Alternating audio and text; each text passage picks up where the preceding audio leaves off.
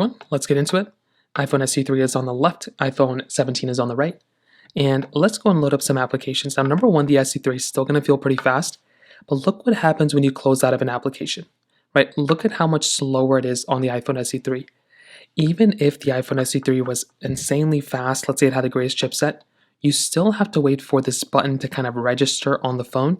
And that is, I messed that one up, but that is why this one is still going to be that much slower. And even for this application, I clicked on the iPhone SE3 before the 17 by accident, but the 17 still loaded it up faster. So that's what kind of ends up happening. And even when we're scrolling through, you can see how much more glitchier it looks like on the iPhone SE3 than on the iPhone 17. So that right there is kind of like a minor thing, but it's not anything super crazy.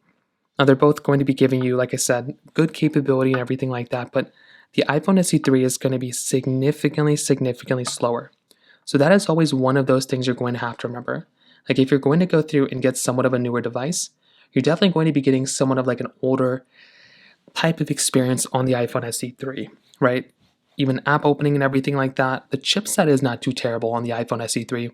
The RAM being half of what we're getting on the iPhone 17 is going to be kind of a problem. So, you're not going to be able to have too many applications in the background as well, which in and of itself is going to be another one of those issues. But what I will tell you is, in my personal opinion, from what I'm seeing, is that the performance of something like an iPhone SE3, it's really not going to be that fast. It's going to be pretty slow in a lot of different ways. And I think that's one of the big things I want everyone to kind of think about here.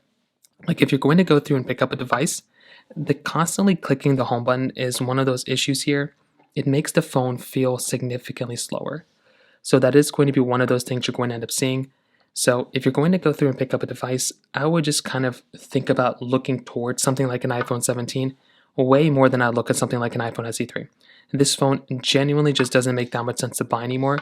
The iPhone 17 is way better, but you don't also have to just pick between these two phones. There's the iPhone 14 Pro, that's also a very good phone, those ones too. But definitely the iPhone 17 is significantly faster here, more so than something like an iPhone SE3. Now when it comes down to